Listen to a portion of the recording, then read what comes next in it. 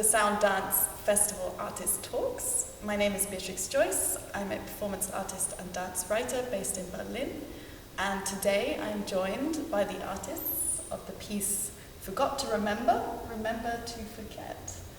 So before I dive into my questions, please go ahead and introduce yourselves. My name is Ruben Reniers. I'm a choreographer dancer and living since 10 years now in Berlin. And yeah, we're working together. My name is Evelyn Saylor. I'm a composer and a musician and a singer, and I teach things related to music and electronic music. And yeah, I've been living in Berlin for a while, and we've been working for basically as long as I've been here together. So when I watched the work, I was really immediately struck by the name that you gave it, like Performance for Dance and Loudspeaker Orchestra. So as I understood, it's a documentation of the piece that you brought to the Academica Kunst, is that right? Yeah. And I was really wondering, what is a loudspeaker orchestra? Well, yeah, a loudspeaker orchestra is a collection of speakers of different shapes and sizes, and some of them are really strange, like pieces of junk with transducers, little motors on them. And they're placed around the audience, so it has this spatial aspect, but then also because each speaker has a really different shape, basically, they all color the sound in a really particular way. And an important aspect of working with the loudspeaker orchestra is that the artist or the musician will play it like sort of the way that a conductor conducts an orchestra, and there are different sections. The artist, in this case me, in the Academia der Künste, would be behind a mixer with lots of faders, and you play the orchestra. So you basically have more or less the same audio going through all of the speakers, but you change the color of the sound and also where everything's coming from over time by playing these faders. And it's super fun to do. Yeah, are you doing that live? Is it improvised? So are you using like Ruben's, in this particular case, are you using Ruben's movement and his choreography to inform like your decisions also?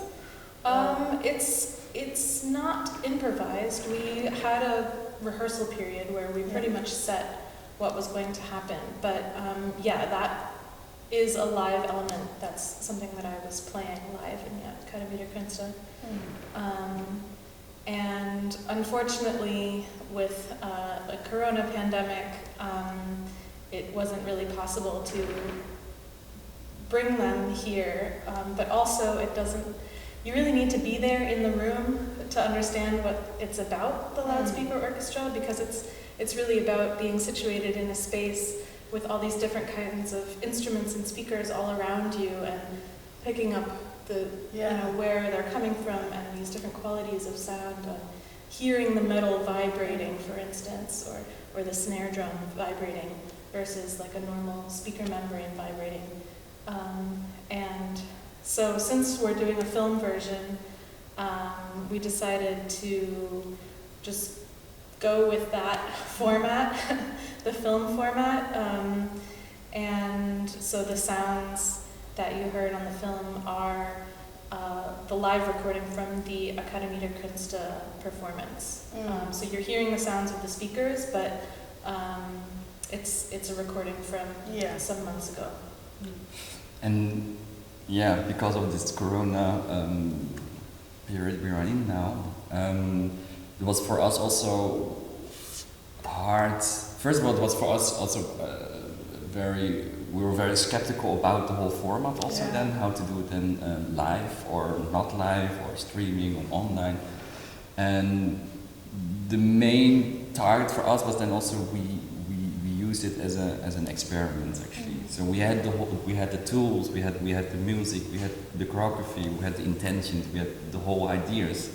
And how could we bring this all together and without losing the core of the idea, but like take that even a step further in a video format or in a film actually, so it was a completely different work than at the end. Yeah, but I'm really quite curious because I can imagine that the sound you wouldn't have the same experience, like you're saying.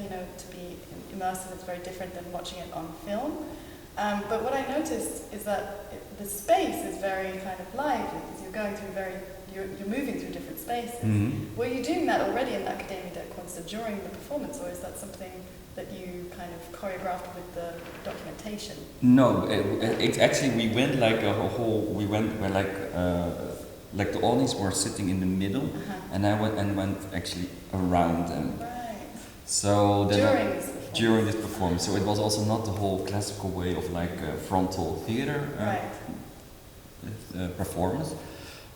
It was also for them also because we had all the loudspeakers around them. So it was for me also kind of like orbiting around the audience, but also with the sound within it. So it was for us, or for me as a performer, it was a very nice, because I was so close to the audience, but also so close to different music. Like every speaker had his own kind of own quality. And yeah, unfortunately we cannot really do that on the film because it's, everybody has only headphones and a little screen to see it. But at least we try to adapt the different spaces and to bring this idea further and on a different level. And in terms of movement, so the sound is perhaps, like you say, more set, or you came to a certain kind of score. Was that also the case in the movement, or are you actually in this piece in the documentation? Are you improvising? No, it's very set, the movements. Set. Yeah, like as much as possible. Like I have a certain frame how to move or what to do, and that had also to do with the topic because it was about memory, and we picked up that also, and so I'm always structural choreographical patterns, and then during the show also it always is always different because sometimes the fader goes a little bit more up, and so I have to go a little bit like this, or so it does always change also. So it's never really fixed, and it's for us it's a constant dialogue actually also during the show and also during the filming what we had, and I think we did a very good deal how to find different ways through the different scenes, and yeah, I'm curious what the people think about it also. And me also. Yeah, we really dove into the film format actually, which is brand new for us, because we've always worked in a sort of theatrical or concert setting. Yeah. That was really fun. Yeah. And we definitely took advantage of things that you can do with film that you can't otherwise really do in the theater, which was... Do you have an example? Is there something in particular you're thinking of? Well, I guess everyone's seen the film by now, so I'm not giving any spoilers, but we had this idea when we first conceived the piece to use yarn as a sort of like a figure or a character, basically to represent memory, also data tracking, and we were thinking about this idea for with these platforms which artists have to use so excessively, like Facebook and Instagram, and how the effects that has on you. I guess speaking personally, I was really using these tools, but I was feeling the pressure of how they're actually forming and guiding my behavior, and it's sort of this like memory, but also like I know where I'm going to go, and maybe that shapes where I go and what I do, and so we wanted to use the yarn as a representation of this, and we didn't end up using it in the Academie der Künste, but we brought that idea back for this film version, and we had a lot of fun playing with making the yarn move by itself by filming it backwards, and then in editing, reversing the direction of that clip so that it looks like the yarn is just going of its own free will and following the movements of Ruben everywhere that he's been. There's this tracking, tracing, thread. mapping, and like also like in spatial forms. And yeah, I think that was adding to there's the also a moment, concept. if I remember correctly, where your movement is also kind of like tracing this string. I already thought, oh, that seems like a kind of string, and I really it like in the performance, it should have been there. So now it's finally there. But now it's there. So you would have used the yarn physically? Yeah, like 1 week before we were not allowed to use it, so we had to kind of come up with a completely different way of using it. Okay, because I found it really symbolic and like really quite poetic that you were essentially miming. Yeah. This kind of, for me, it was really like this measuring out of the space first, and then kind of winding it around your body and kind of making it more like embodied somehow. The experience of the string.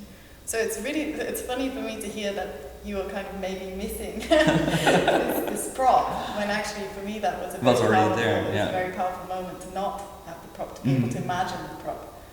Yeah. Well, the prop is back in. She's back. She's back.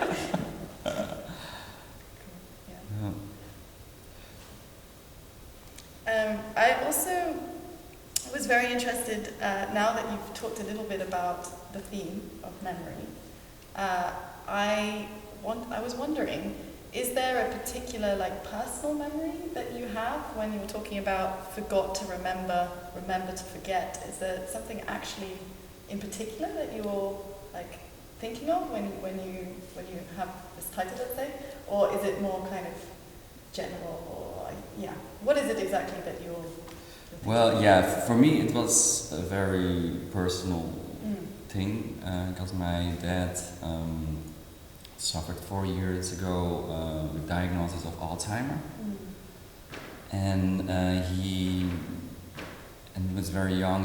He just retired, and then the diagnosis came, and well, unfortunately, also he passed away now also in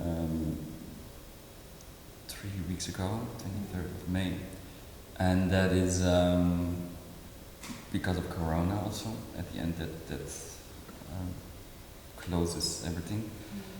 And for me, that is it's all about memory. I started also asking myself, how is that even possible that your brain diminishes like slowly, and still talking about it or trying to do it by therapy or whatever. What does that brain? I think that the brain is still like the most not discovered part of our body, which is so also mysterious, like life probably. But it's so that was for me also the first starting point, also to start this theme as memory, and then everything came with this topic also, and like 2 years ago, and then it's like, okay, let's and for me it became after now also like seeing him like suffering then from this Alzheimer, but also actually suffering now from the time by isolation, like when you closing people for 2 months by not like that I cannot visit them, and no movement, there's no things to how to that of course that diminishes also your immune system. Well, probably there are more factors why he passed, but it's for me it's just isolation. It's a kind of a word, and also like I cannot.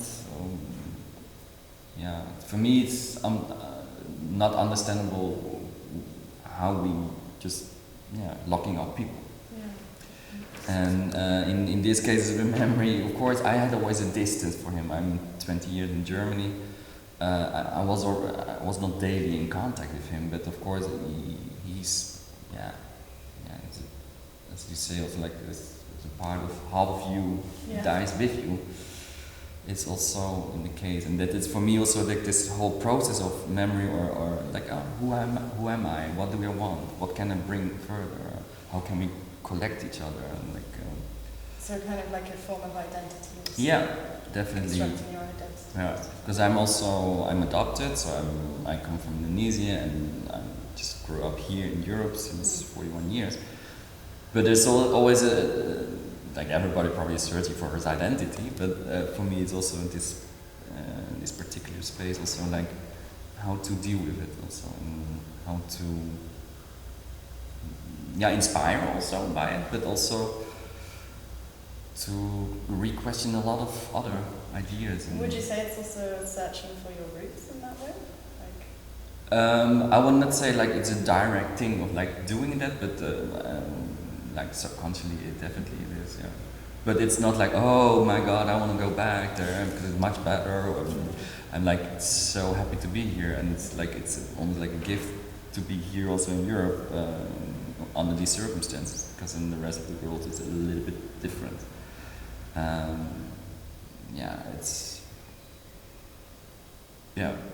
For me it's and then in this case also just to reinvent our own concept also. It's always alive, it's always a movement, it has to continue, and it has to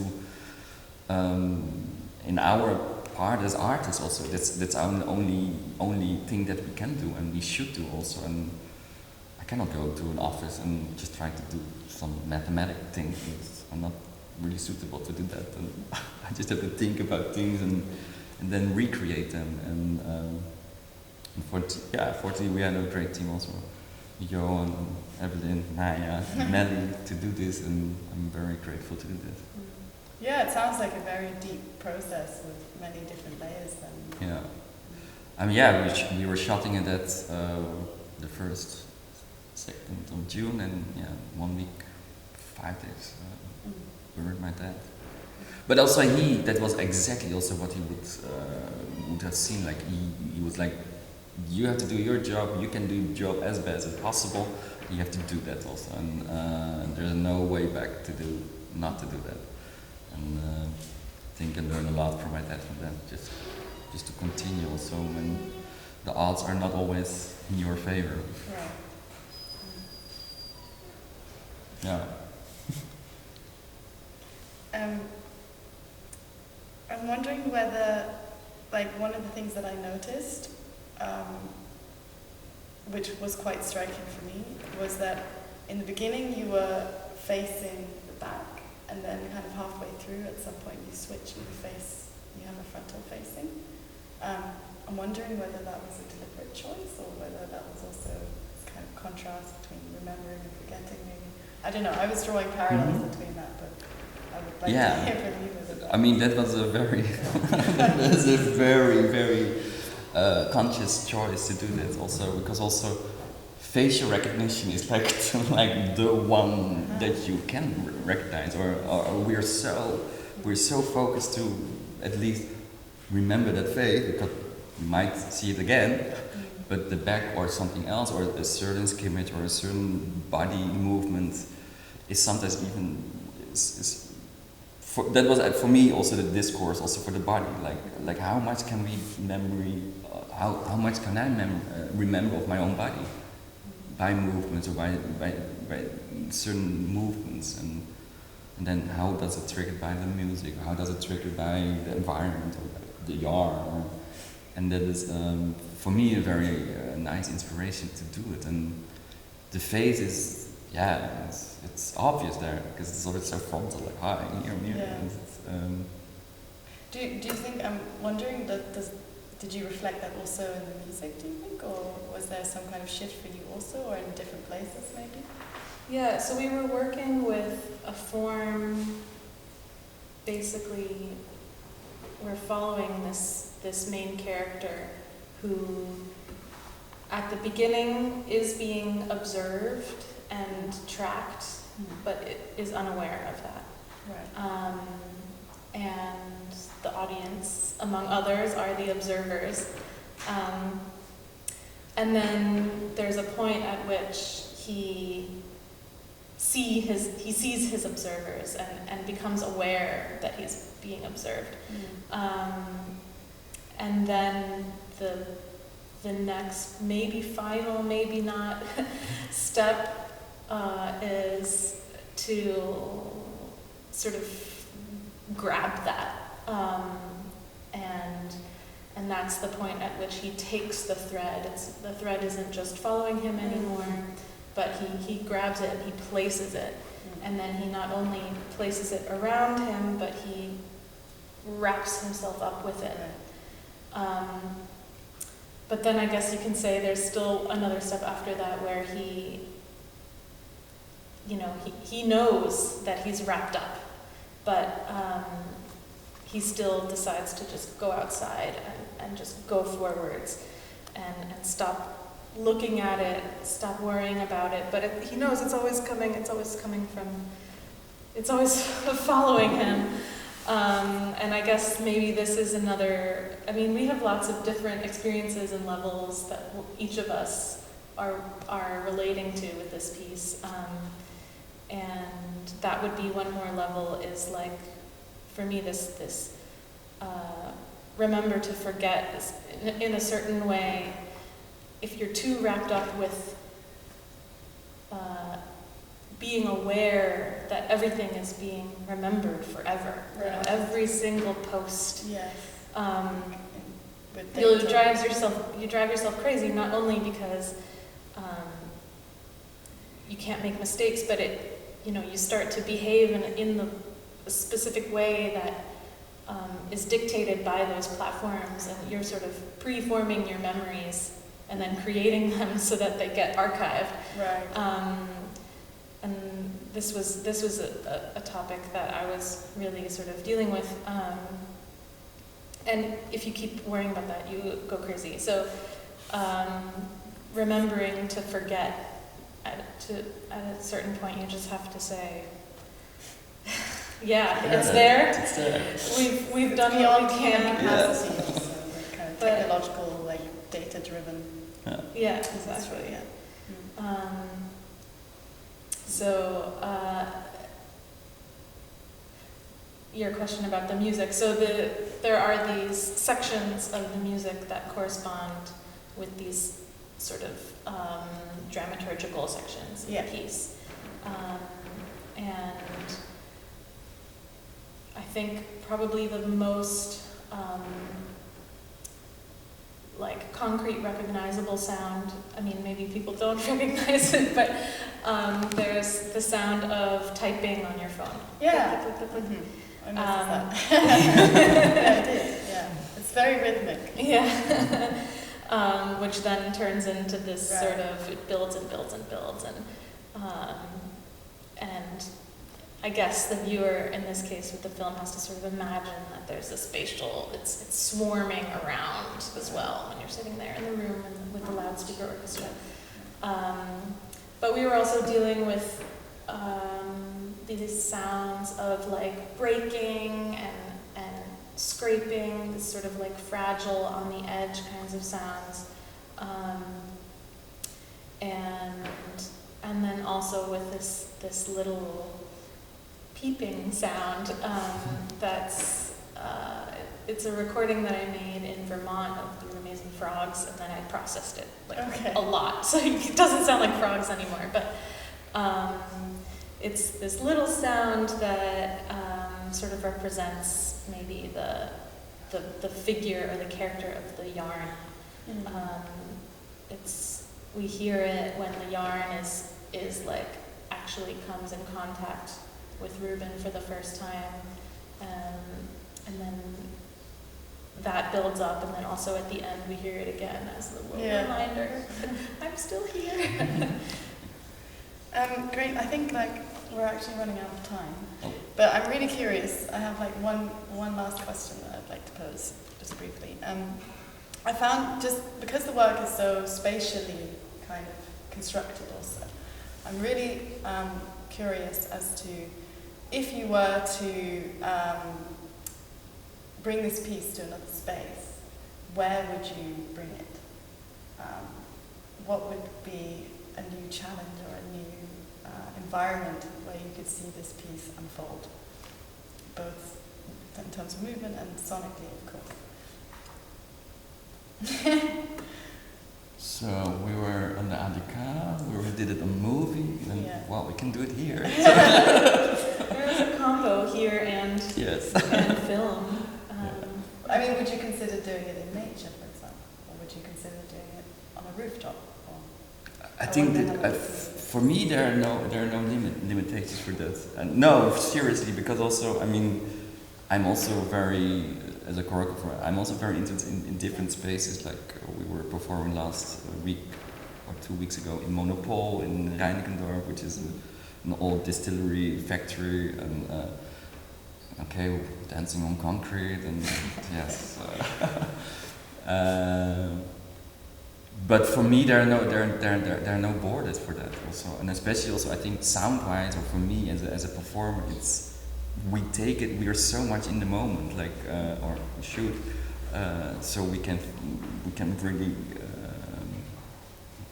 really connect it with the audience. And I don't say it's always adaptable to everything. There's always a limitation, of course, but.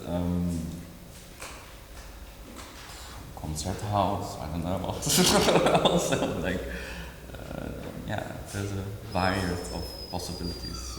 For me, it's sort of the other way around, because every time that we've done this piece, it's been adapted for that space. Right. It's like always been very site-specific. Exactly, yeah. And I feel like the life of this piece is more like, here's a place. Yeah. How can you do it it. in this place, rather than like picking and choosing. Right.